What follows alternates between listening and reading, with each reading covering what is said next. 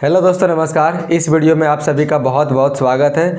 तो दोस्तों, हम लोग पढ़ने वाले हैं आरपीएफ कांस्टेबल एंड एसआई के मैथ को, जो पिछले बार आरपीएफ में पूछा गया था। तो दोस्तों, आप इस क्लास में ऐसे ऐसे क्वेश्चनों से रूबरू होंगे जो आपकी तैयारी को और भी ज़्यादा मजबूती देंगे। तो चलिए हम लोग बिना किसी देरी की इस एपिसोड की शुरुआत करते हैं, ठीक है।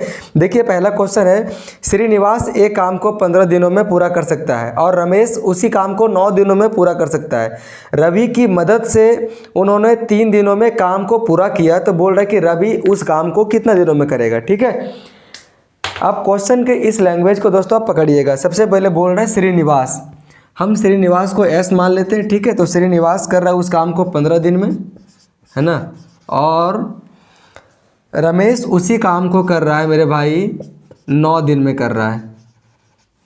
बोल रहा है लेकिन उन्होंने सारे लोग मिलकर, उसमें एक है दोस्तों रवि भी, जब ये श्रीनिवास, रमेश और रवि जब तीनों लोग मिलते हैं तो इसी काम को उन लोग कर सकते हैं 3 दिन में। यानी कि श्रीनिवास प्लस रमेश प्लस रवि बराबर 3 दिन में इन लोग काम करते हैं, ठीक है।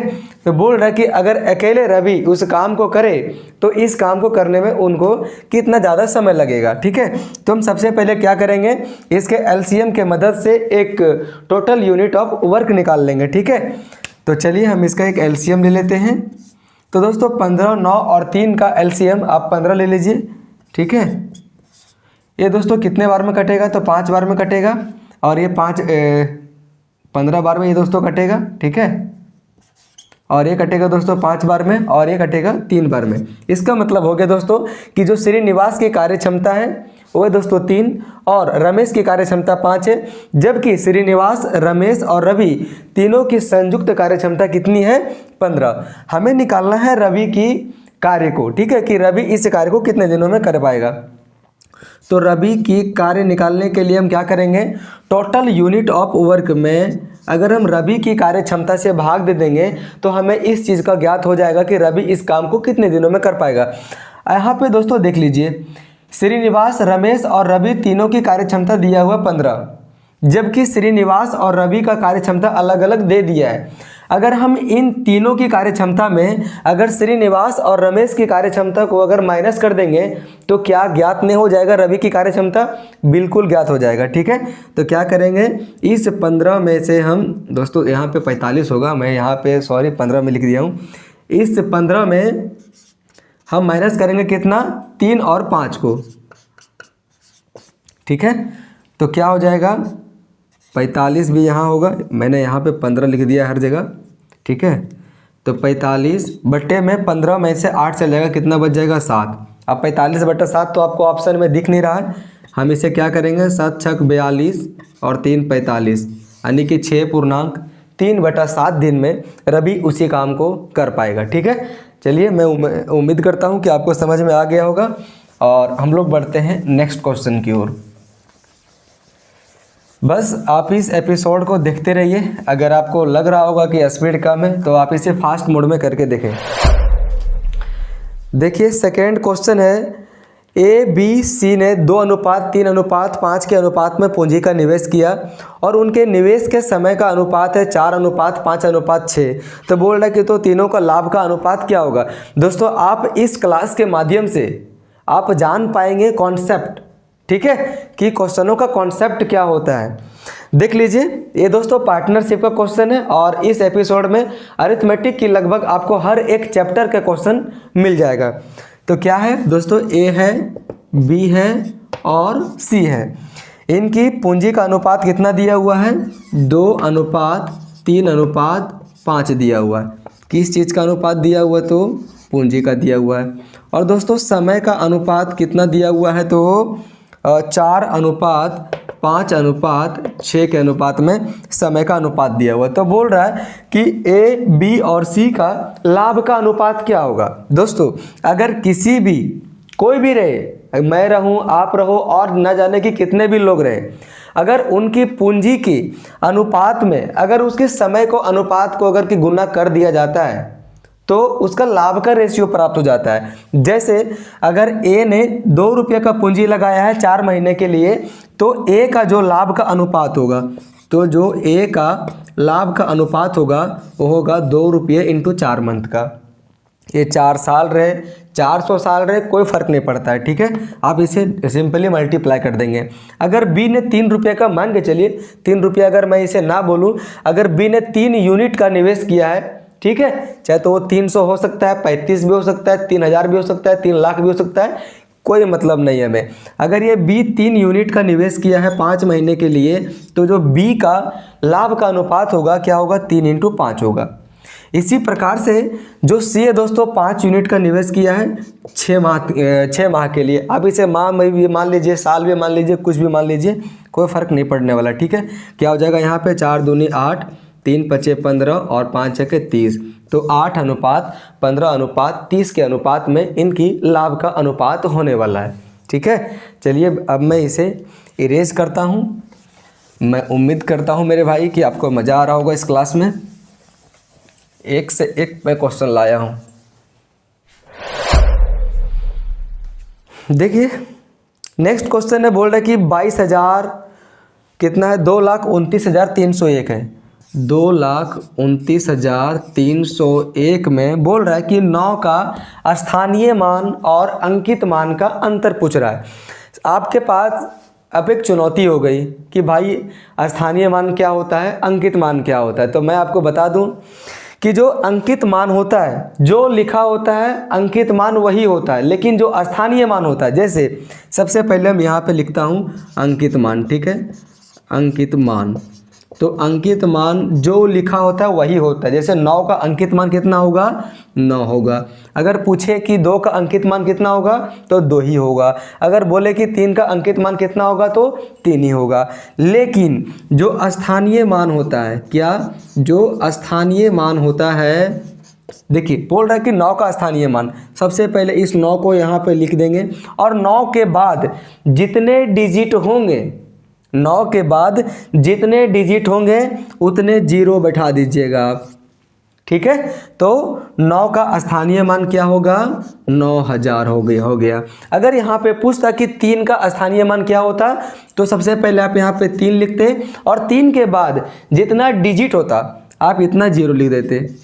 अगर यहाँ पे पूछता कि 1 का स्थानीय मान कितना है, तो आप यहाँ पे 1 लिखेंगे और क्या 1 के बाद कोई संख्या है क्या, नहीं है, तो इसका 1 का स्थानीय मान 1 ही होगा, ठीक है। अब पूछ रहा है इन दोनों के बीच में अंतर, तो 9,000 और 9 के बीच में अंतर कितना का हो जाएगा, तो 8,991 का हो जाएगा, ठीक है। चलिए अब हम इसे भी इरेज करते हैं मेरे भाई और बढ़ते हैं हम लोग अगले क्वेश्चन की ओर।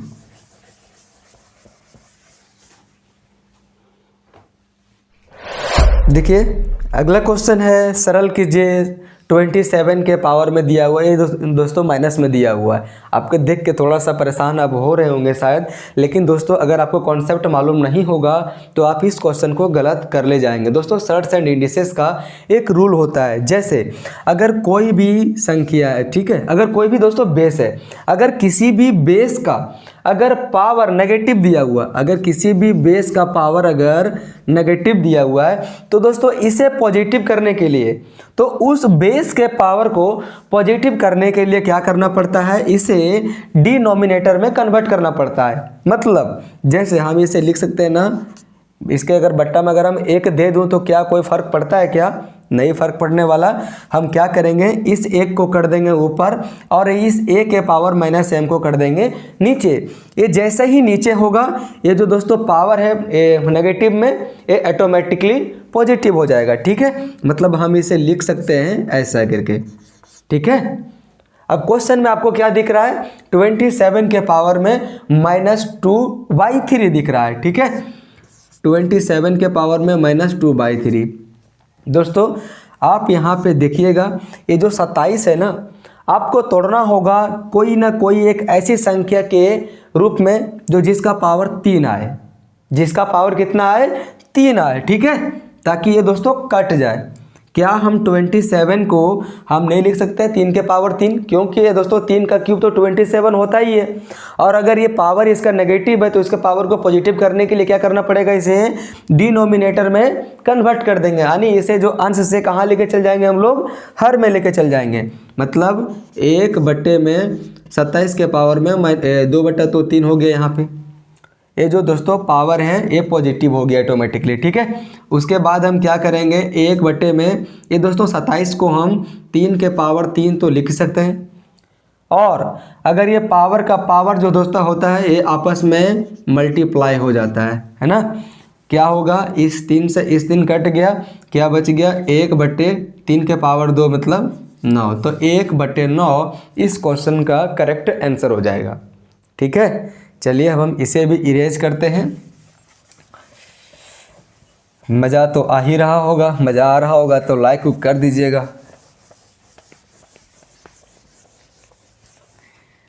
है ना।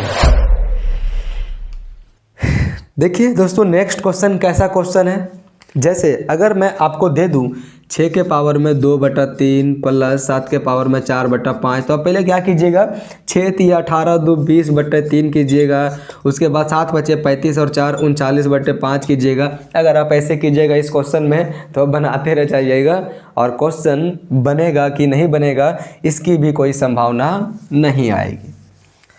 हम ऐसे में दोस्तों एक कॉमन वाली कॉन्सेप्ट का इस्तेमाल करेंगे। देखिए अगर आप देख रहे होंगे तो दोस्तों सारे के सारे में 777 लिखा हुआ, 777 लिखा हुआ, पहले में लिखा हुआ है 777 पूर्णांक 1/5, फिर 777 2/5, फिर लिखा हुआ दोस्तों 777 3/5, फिर लिखा हुआ 777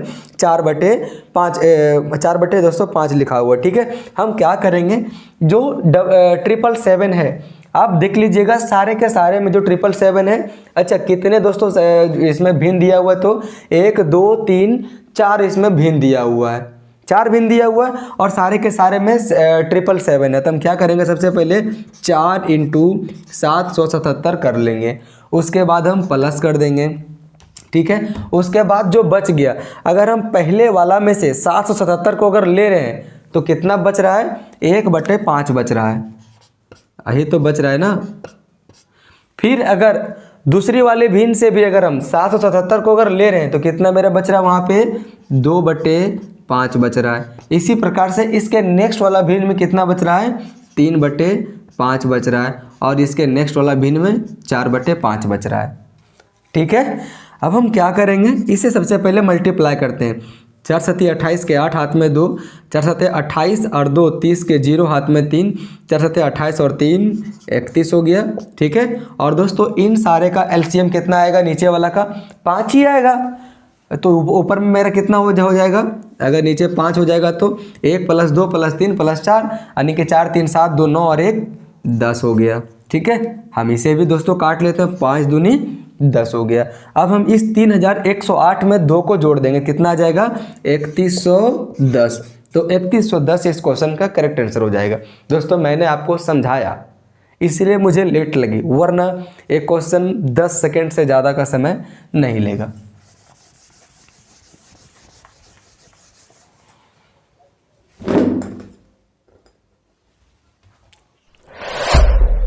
देख लीजिए नेक्स्ट क्वेश्चन है दोस्तों कि 2 धनात्मक संख्याओं के लघुत्तम समापवर्त और महत्तम समापवर्त का गुणनफल 28 है। मतलब कोई भी जो 2 संख्या है उन दोनों संख्याओं का एलसीएम और जो एचसीएफ का जो गुणनफल है मेरे भाई कितना दिया हुआ है, तो 28 दिया हुआ है। बोल रहे तो और यदि उनका अंतर यानी कि अगर 2 संख्या है x और y तो इसका अंतर कितना दिया हुआ, 3। तो पूछ रहा है संख्याएं ज्ञात कीजिए, तो क्यों ना हम इसमें ऑप्शन की मदद लें। अगर आप दोस्तों देखिएगा ऑप्शन नंबर ए में, तो क्या ऑप्शन नंबर ए में इन दोनों संख्याओं के बीच में 3 का अंतर आपको दिख रहा है क्या, नहीं। ऑप्शन नंबर बी में भी 3 का अंतर नहीं है। अगर हम आते हैं दोस्तों ऑप्शन नंबर सी में, तो ऑप्शन नंबर सी में 3 का अंतर आपको दिख रहा होगा। अगर हम आते हैं ऑप्शन नंबर डी में, तो ऑप्शन नंबर डी में भी 3 का अंतर नहीं है। तो मुझे क्यों फालतू की दिमाग लगाना, बस ऑप्शन नंबर सी करेक्ट हो जाएगा, ठीक है। उम्मीद करता हूँ मेरे भाई कि आपको ये क्वेश्चन में मज़ा आ गया होगा। चलिए बढ़ते हैं हम लोग अगले क्वेश्चन की ओर। देखिए अगले क्वेश्चन क्या है, बोल रहे कि 50 छात्रों की एक कक्षा में, ठीक है, टोटल नंबर ऑफ स्टूडेंट कितने हैं, 50। इसमें दोस्तों बॉयज़ कितनी हैं, और गर्ल्स, इन दोनों की संख्याओं का अनुपात दिया हुआ कितना, 2:3 दिया हुआ है। टोटल है दोस्तों कितना, 50 है। इस 50 में से अगर इन दोनों रेशियो के टोटल से भाग दे देंगे तो मेरा एक यूनिट का वैल्यू पता चल जाएगा। मतलब टोटल कितना दोस्तों 50, और यहाँ पर टोटल कितना 3 और 2 5, यानी कि 50/5 = 10। इसका मतलब कितना हो जाएगा बॉयज़ 10 × 2 = 20, और गर्ल्स कितना हो गया 10 × 3 = 30। ठीक है, इसमें बोल रहा है कि अगर बॉयज़ के औसत जो वेट है, वजन है ना, कितना है मेरे भाई 60 है, तो इसका कुल कितना आ जाएगा, तो 1200 आ जाएगा।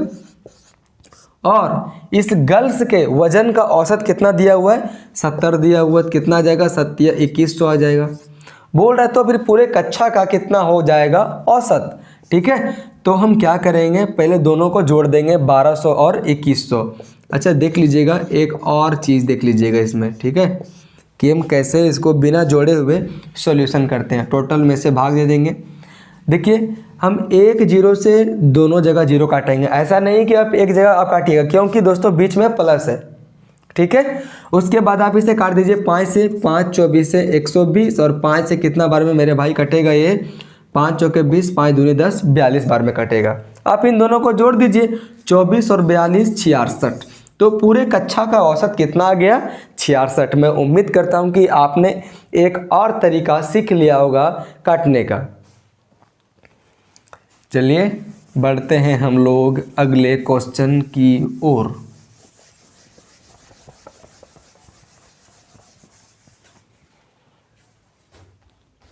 देख लीजिए अगले क्वेश्चन है दोस्तों कि किसी वस्तु को 7% लाभ और 6% की अगर हानि पे बेचा जाता है तो उन दोनों का अंतर 104 है। अगर 7% की लाभ पर बेचा जा रहा है, ठीक है, तो 7% मतलब मान के चलिए कि अगर कोई वस्तु है जिसका मूल्य 100 रुपया है, अगर हम उसे 7% के लाभ पे बेचें तो कितना हो जाएगा 107 रुपया हो जाएगा। हम इसे परसेंट के रूप में लेंगे तो 107% हो जाएगा।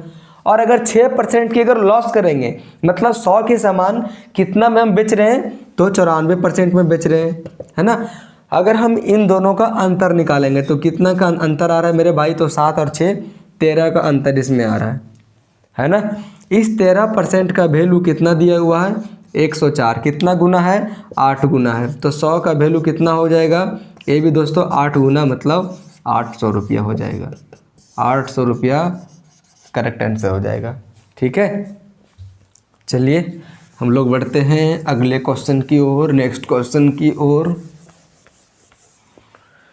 दोस्तों मैं इस सेशन को ज़्यादा लंबा मैं नहीं लेता हूँ, क्योंकि लोग ज़्यादा लंबा सेशन को पढ़ना पसंद नहीं करते हैं, लेकिन जैसे ही आप लंबा सेशन पढ़ना पसंद करेंगे, आप अगर आप कमेंट करेंगे तो मैं लंबे में क्लास लूँगा। ठीक है, 1 घंटे की कम से कम।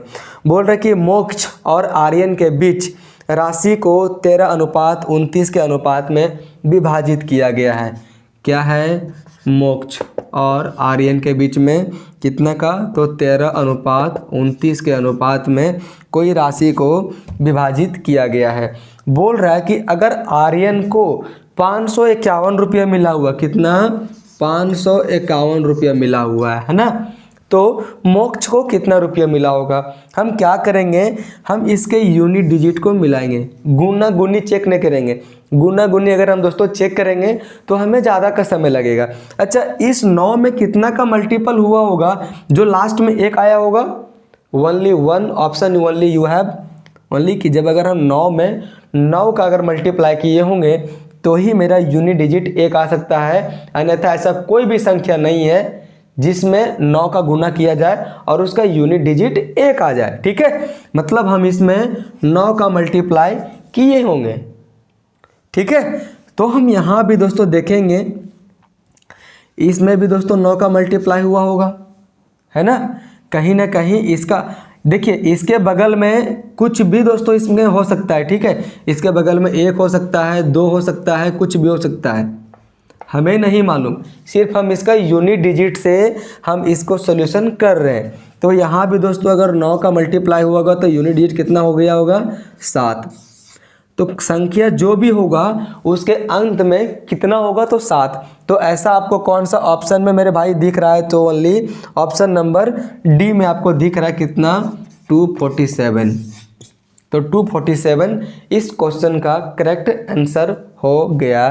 ठीक है, तो चलिए मैं इस एपिसोड को यहीं पे एंड करता हूँ और मैं उम्मीद करता हूँ कि आपको पूरा एपिसोड अच्छा लगा होगा, अगर आपने पूरी शिद्दत से इस क्लास को किया होगा तो।